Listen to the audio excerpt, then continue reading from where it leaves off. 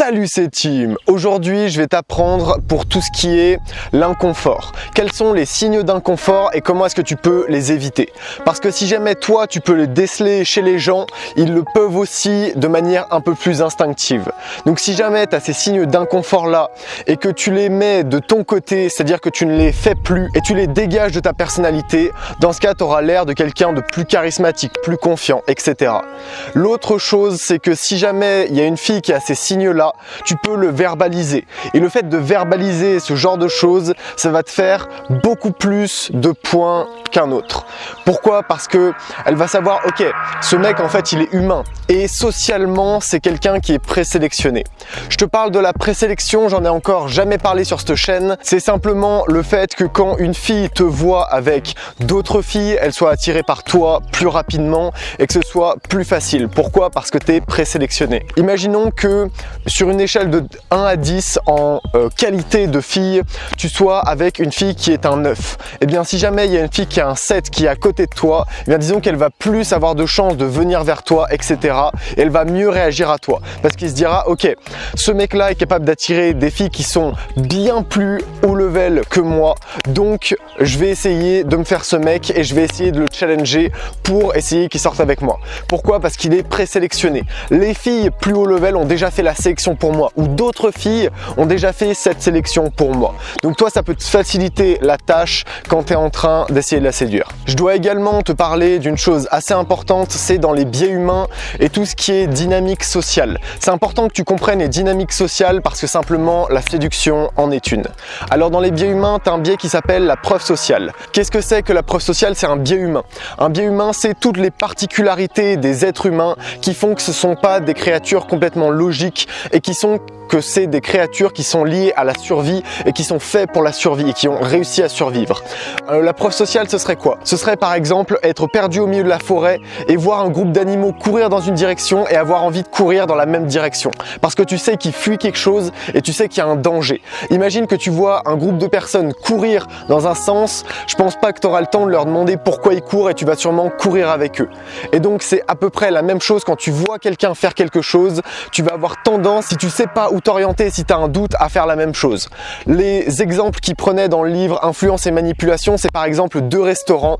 Et si jamais les 2 restaurants, tu vois un restaurant, ils sont tous les 2 identiques. Tu vois un restaurant bondé de monde et un restaurant vide, tu vas aller dans le restaurant bondé de monde. Ça, c'est pareil, c'est une tendance. Ce sera pas toujours vrai, mais ce sera vrai dans la plupart des cas.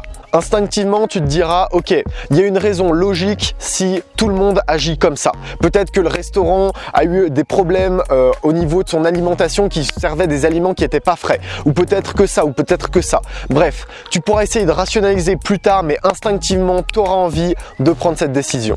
Pour une fille, c'est un peu pareil. Quand elle te voit dans un groupe, elle se dit, ok, ce mec, il est déjà sociable. Ce mec, il est déjà en train de parler à des gens, etc. Ça doit être parce qu'il est fun. Ça doit être parce qu'il est intéressant, etc. Et je te le montrerai dans mes caméras cachées, mais c'est extrêmement facile d'abuser de ce genre de technique. Je te montrerai exactement comment et ce sera dans des vidéos gratuites, donc tout le monde y aura accès. Alors le premier blocage, c'est quoi? Le premier blocage, c'est d'être agressif ou de bloquer les idées de l'autre. Par exemple, si jamais tu es dans un débat politique, ça va ressembler à quoi? Ça va ressembler à quelqu'un qui coupe la parole à l'autre, qui refuse son point de vue ou qui refuse l'existence de son point de vue.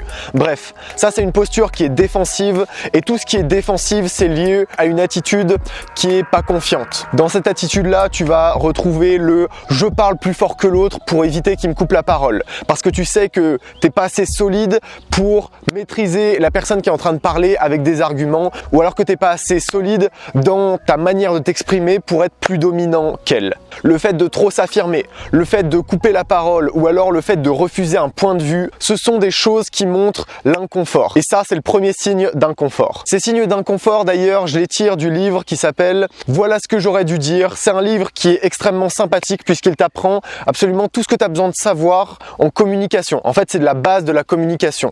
Pourquoi est-ce que ça marche comme ça? Comment est-ce que tu peux en tirer parti, etc. C'est un livre qui est assez sympa et qui t'apprend t'apprends comment avoir un peu plus de répartie, etc. Donc je te mets un lien dans la description, je leur fais de la pub parce que je trouve que c'est un contenu assez sympa. La deuxième chose, c'est l'abstention. L'abstention, c'est un signe d'inconfort parce que tu n'oses pas dire les choses. Tu es encore une fois dans une posture qui est défensive. Alors ça peut être quoi? Ça peut être par exemple quand tu es devant une fille que tu trouves plus belle que toi et que tu penses que tu ne la mérites pas, c'est trop te filtrer.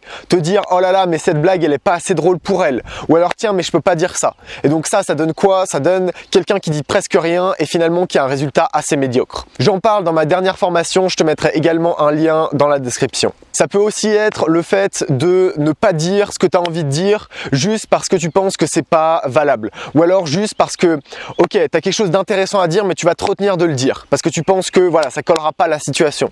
En réalité, il y a très peu de choses qui colleront pas à la situation et tu peux absolument dire n'importe quoi tant que tu as la bonne attitude. Ça également, j'en parle dans ma formation dans la description. Le côté hardcore de l'abstention, c'est de rester bloqué. Quand tu es devant un grand auditoire, par exemple, ne plus trouver ses mots et rester bloqué, paralysé par la peur. Ou alors c'est quand tu es devant cette fille, l'aborder, avoir le courage de l'aborder et d'un coup, t'arrives plus rien à dire. Donc ça, c'est le côté hardcore de l'abstention. Il y a toujours des côtés plus ou moins hardcore dans ce genre d'attitude. Donc c'est le deuxième signe d'inconfort. Le troisième signe, c'est quoi? C'est l'agitation. Le fait de répéter un même mot en boucle, un mot filler. Le mot filler, en gros, c'est un mot qui sert à boucher les trous. Par exemple, c'est le « Tu vois, voilà. Ce genre d'exemple-là, tu peux l'avoir assez souvent. Pourquoi? Parce que c'est quelque chose d'assez naturel. Et donc, la plupart des gens qui ont peur en public, la plupart des gens qui ont donné un speech devant la première fois à la caméra, ça a été mon cas, parce que je peux te dire que parler à un public, c'est pas du tout le même effet que parler à une caméra. Et donc, quand je me suis retrouvé devant la caméra pour la première fois, j'avais à peu près tous les signes d'inconfort que tu pouvais avoir au niveau de l'agitation. Je répétais souvent les mêmes mots, etc.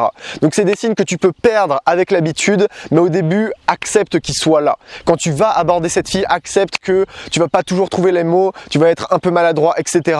Mais ça fait partie du process de je m'améliore avec les filles. Ça peut aussi être le fait de jouer avec quelque chose, par exemple un stylo, le fait de taper des doigts, bref. Ça c'est des signes que tu es anxieux, ça c'est des signes qui montrent ton impatience. Et du coup dans ton langage corporel, c'est ce que tu veux éviter. Après le prochain signe, je te montrerai d'ailleurs une vidéo d'hommes politiques, c'est Jacques Chirac et je sais plus qui. Et ces deux personnes-là, c'est d'ailleurs l'exemple qu'ils prennent dans le livre. Pourquoi c'est un très bon exemple? Parce qu'ils doivent passer une ou deux fois dans toutes les phases. Et c'est simple, c'est juste de l'inconfort. Donc à l'extérieur, ça ressemble à quoi? Ça ressemble à quelqu'un niveau argumentaire qui se fait défoncer et au niveau pratique, à quoi ça ressemble? C'est juste quelqu'un qui remet des signes de l'inconfort et qui met des signes de l'inconfort encore parce qu'il est en train de se noyer. Il est en train de se noyer avec les informations et la personne qui est en face de lui, elle est beaucoup trop sûre d'elle, elle est beaucoup trop dominante pour lui. Ces signes-là, ils peuvent aussi t'adapter à juger les personnes. Qui a ce genre de signe? Le dernier signe, c'est la suradaptation. C'est le fait d'acquiescer beaucoup trop. C'est par exemple un professeur qui dit quelque chose et t'acquiesce avant même qu'il finisse sa phrase. Ou alors t'acquiesces sans réfléchir. Et donc, dans la vidéo, ça ressemblait à quoi? Ça ressemblait à Jacques Chirac qui disait « Oui, j'ai plus d'expérience politique que vous » et celui qui était devant lui qui répétait simplement « Oui, je suis d'accord, vous avez plus d'expérience politique que moi » alors qu'il était Premier ministre. Donc ça a vraiment aucun sens. Donc dans ces cas-là, c'est encore un signe d'inconfort, c'est une posture défensive, toujours la même chose, dans le but de faire passer la situation le plus vite possible. Le but, c'est que ton cerveau il dise « Ok, tu es dans une situation inconfortable, tu dois te barrer, tu dois essayer de t'en sortir le plus vite possible. » C'est un peu des signaux de détresse entre guillemets, en mode « Ok, j'ai envie que cette conversation se finisse, j'ai envie que tu me laisses tranquille, donc j'acquiesce avec tout ce que tu dis. » Dans le côté soft de la chose, c'est acquiescer ou hocher de la tête tout le temps. Autrement, dans le côté hard de la chose, c'est accepter un peu tout ce qui se présente. La personne te dit fais ça, tu le fais sans réfléchir. Ça c'est le côté un peu hardcore de la chose. Maintenant réfléchis bien, qui est-ce qui a ces signes autour de toi? Est-ce que ta famille a ce genre de signes et en présence de qui? Tu peux regarder ça parce que c'est important dans les échanges sociaux. Ça peut te permettre de voir le statut de deux personnes. Comment est-ce que tu vois le statut de deux personnes sans entendre ce qu'ils disent exactement avec ça? Qui est-ce qui s'adapte à l'autre? Qui est-ce qui a le plus de signes d'inconfort? Etc. etc., etc. Bien sûr, ces signes-là, tu les retrouveras aussi chez les filles parce que les filles vont être inconfortables si jamais tu es plus haut statut qu'elles. Mais tu dois pas oublier que si jamais tu es trop haut statut par rapport à elle, tu pourras pas devenir sa petite amie. Tu pourras peut-être coucher avec, mais tu n'arriveras jamais à être sa petite amie, simplement parce qu'elle se dira « Ok, mais ce mec, je vaux absolument pas le prix de ce mec en fait. Ce mec est bien au-dessus de moi. » Et ça, crois-moi que c'est possible. Et comment est-ce que tu réajustes la chose pour pouvoir sortir avec une fille éventuellement?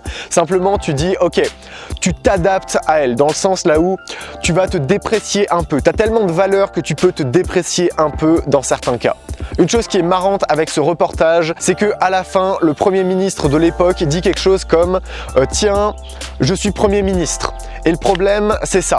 En politique, tu dois faire en sorte que tout ce que tu dis ne soit pas évident. Et si jamais tu...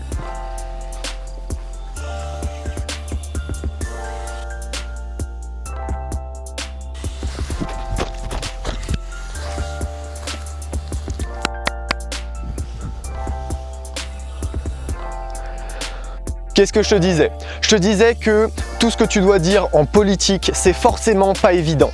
Et donc, quand tu dis quelque chose, c'est justement pour éviter que tu prennes les gens pour des cons, ça ne doit pas être évident. Et donc, si jamais tu le dis, c'est que c'est pas évident. Et donc, quand lui, il dit « Ok, je suis Premier ministre », tu parles au Premier ministre, c'est qu'il considère même lui que c'est même pas évident. Et donc, son charisme, il passe de Premier ministre, et déjà, il se faisait défoncer par Jacques Chirac, il passe de Premier ministre à « Ok, beau, bas de l'échelle ». Pourquoi? Parce qu'il n'est plus Premier ministre. Là, c'est comme s'il ne l'était plus. Il a déjà perdu quand il dit cette phrase-là. Rappelle-toi que ce que tu dis, ça doit justement pas être l'évidence. Parce que si jamais tu as besoin, quand tu es un chef, de rappeler « Ok, c'est moi le chef », c'est que c'était pas une évidence et donc que t'étais pas le chef. Si tu es un leader, si tu es un chef, tu dois partir du principe que c'est une évidence et que donc tu n'as pas besoin de le rappeler. Tu dois le montrer par tes actions et pas tes mots. Et ça, c'est quelque chose de très important. Voilà, cette vidéo un peu longue est terminée. Je te souhaite une bonne soirée. J'espère que tu profiteras de ces conseils et je te dis à la prochaine.